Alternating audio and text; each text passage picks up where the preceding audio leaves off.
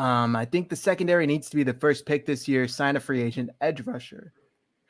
I think we're so deep at defensive line. Does anybody really think that pass rush was our problem this year?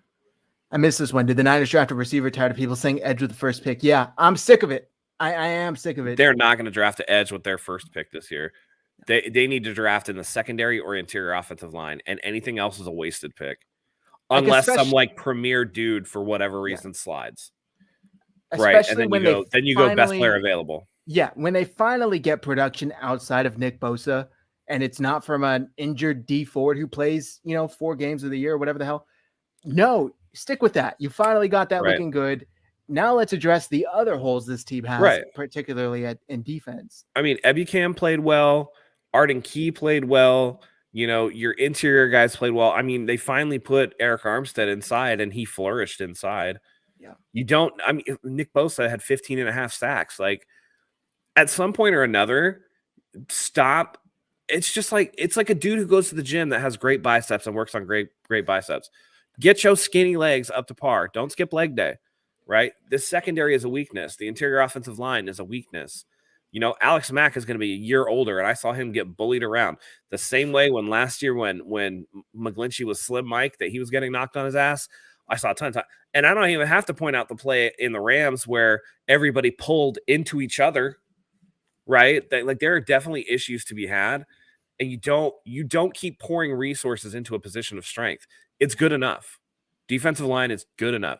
You have an absolute stud. You have a really good veteran in Eric Armstead, and then you have a bunch of rotational pieces that go 10 deep. You need nothing else.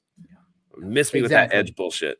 Yeah, it frustrates me so much every time I see it on Twitter, and it gets like a ridiculous amount of likes weird. Or whatever. It's weird.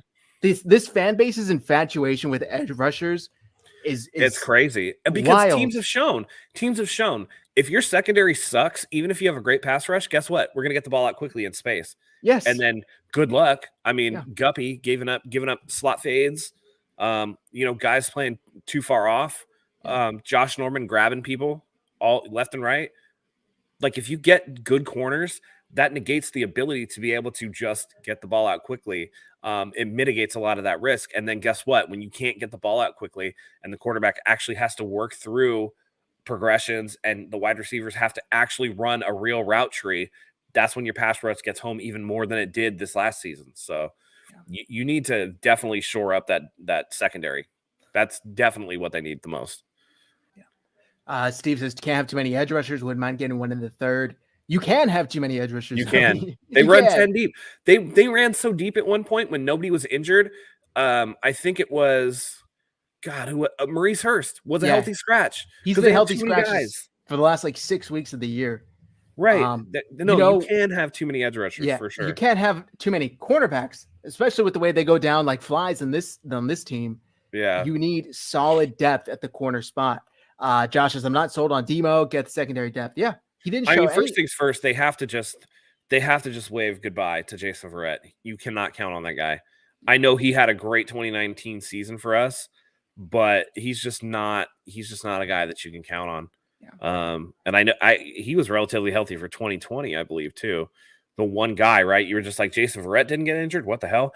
And then when we're poised to make a breakout, it's like the first game of the season on a non-contact, he tears another ACL. It's just like lower body injuries are killing this dude. So it really was insane. And that 2020 was kind of the proof as to why the 49ers felt like they could sign him for another prove-it year. Luckily, it was just a 1-year deal, though. Luckily, it wasn't like, okay, here's a 3-year, $30 million. No, it was like, okay, do it again. And he couldn't. So, Yep. Ian Tripp's safety and center. Yeah. The way Alex. I actually would say I would prioritize corner over safety. Safety is a less premium position than corner, and they really need corners. If they were to maintain the status quo of Ward and Tart, but get either sign or draft or both a really good cornerback, I think that would actually make more of an impact than if they did the opposite. Just want to take a quick second to thank today's sponsor, Pickup. Go to playpickup.com right now and sign up and start betting on any of the props they have available. Make your picks and start winning big. You will instantly earn points. You can then redeem those points for very cool prizes from Fanatics, TRX, dugout mugs, and so many more. They have daily picks. You can click on it and easily see all of the props. You can also go to 49ershive.com, our website, and each article will have at least one pickup prop. You guys got to take advantage of this right now. It's as easy as a few clicks, entering your phone number to verify it's you, and then you start earning points. I just redeemed my points for these MLB shot glasses that are going to come in. They're super cool. I also redeemed them for a $25 Fanatics gift card. You can start earning your points right now. Again, 49ershive.com. Click on the latest article and scroll down. You will find a pickup prop in there. And they're super easy to bet on, guys. All you have to do, it's stuff like, will the Niners win this weekend? Will Jimmy Garoppolo throw more touchdowns than, whoever he's playing against? These are easy props you can win against. So again, 49ershive.com, click on the latest article, go down to the play pickup prop and sign up today so you could start earning points to earn cool prizes. Thank you, Play Pickup, for sponsoring this video. So I forget, are both Ward and Tart free agents? I don't think Ward is. I think he signed I don't know, to be honest. I'd have to check. Tart, I know, is on a 1-year deal. I thought Ward still had more on his contract, but I'm not sure. Okay, yeah, I know Tart for sure. Tommy Huck says, I agree, Matt. We definitely need interior O-line. Yep. The way they got abused was just insane. Good corner play was a huge factor in beating Green Bay, says Christian.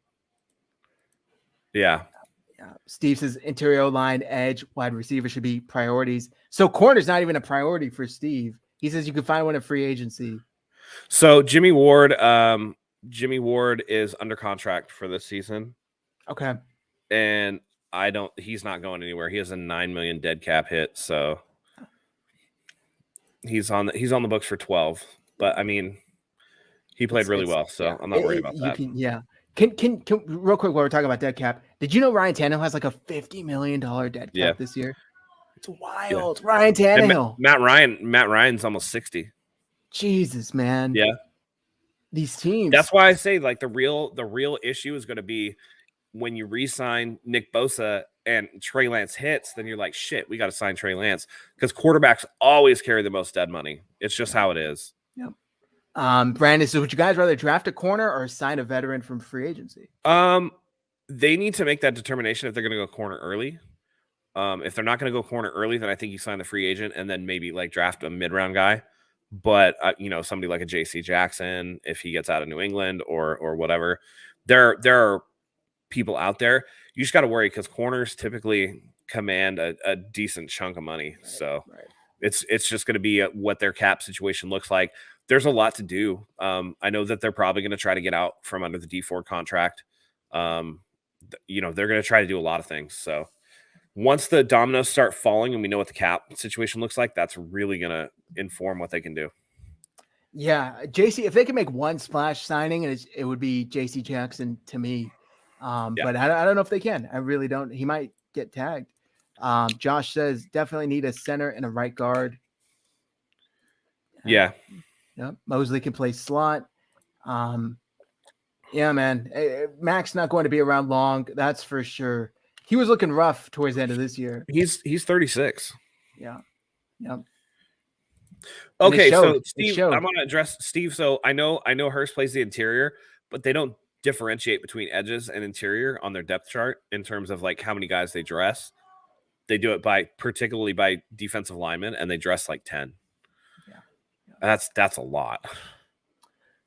Tommy says, I think first pick should be right side of the line, either guard of tackle. Brunskill, McGlinchey ain't it. Yeah, definitely. Yeah, and you can't take the risk that Tom Compton is going to ball out like he did this last year. Don't do that. I mean, they got a lot to work on. Very specific situations.